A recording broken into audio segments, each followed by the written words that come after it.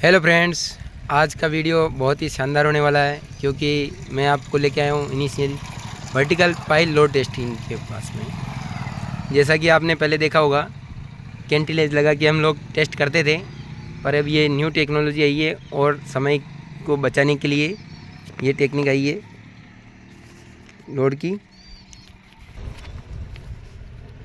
तो इस मेथड को एंकर पाइल लोड टेस्ट बोला जाता है।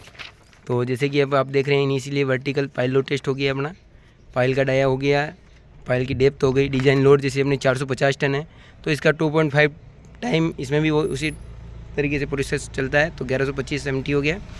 हाँ, अब मैं आपको एकदम बारीकी से नीचे की सारी चीज़ें बताना चाह रहा हूँ।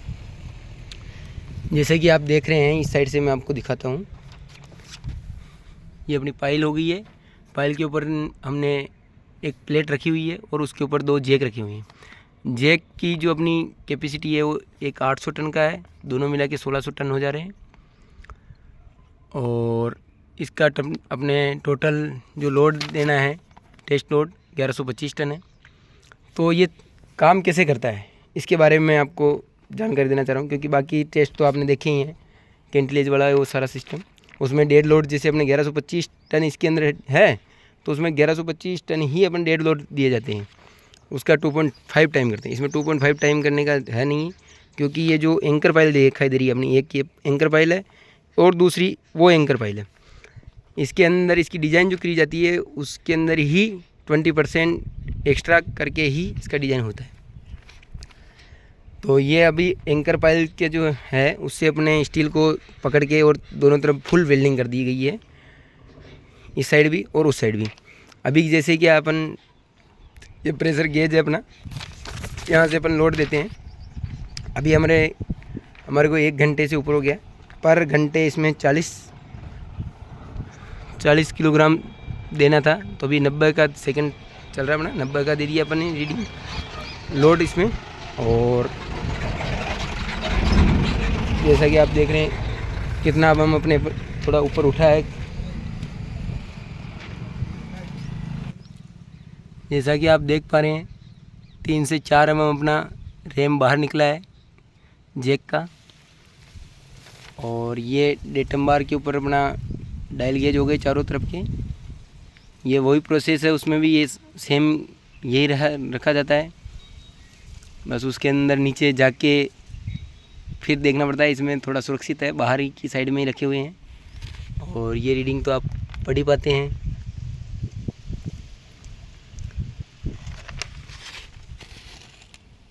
इसके अलावा देखो, इसमें आप दिखाई दे रहा है कैपेसिटी ऑफ जैक 1600 टन हो गया, 800 के 2 जैक हो गए। Bore dia of jack 350 mm का इसका हो गया डाया।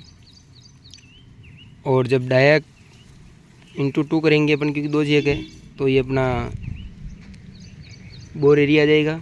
और pressure gauge list count 10 kilogram पर सेंटीमीटर स्क्वायर ये काउंट होता है। अब सेकेंड अपने लोडिंग कैलकुलेशन निकाल के मैं आपको बता रहा हूँ। लोडिंग कैलकुलेशन आप देखेंगे, टेस्ट लोड हो गया जैसे अपने 1125 टन, ठीक है। प्रेशर किलोग्राम पर सेंटीमीटर स्क्वायर, जो अपने डायल गेज में मैंने बताया था कि 40 टन अपन एक बार में दे रहे हैं।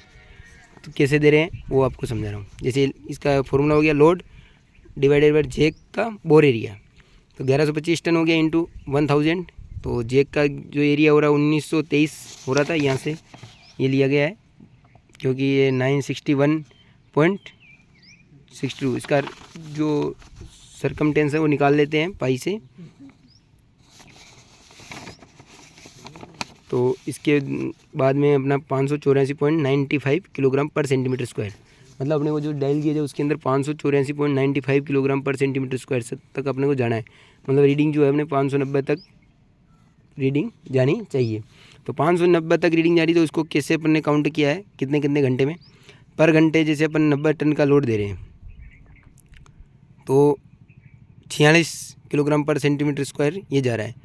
तो सेकेंड घंटे में अपन 180, थर्ड में 270, इस प्रकार 1125 वेट हम दे देंगे 13 घंटे में। उसके सामने 584.95 हो गया है। इस प्रकार इस पर टोटल लोड दिया जाता है। इसके बाद ये सीट रहती है, इसके अंदर अपन हर घंटे का लोड अप्लाई किया जाता है और डायल गेज में जो रीडिंग आ रही है वो रीडिंग काउंट की जाती है और उसका एवरेज निकाला जाता है। फिर पता चलेगा सेटलमेंट कितना हो रहा है, क्या नहीं हो रहा है।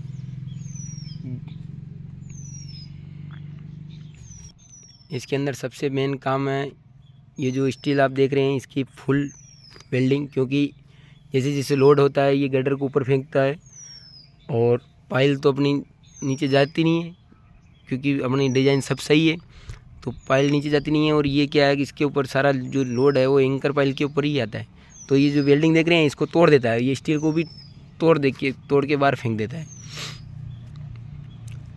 ठीक है, इस प्रकार जैसे हमारा ये टेस्ट है ये 24 आवर्स चलता है। 24 आवर्स क्या ये हो गया, जैसे 13 घंटे का तो मैंने आपको लोड बताया है, लोड देने में 13 घंटे लगेंगे।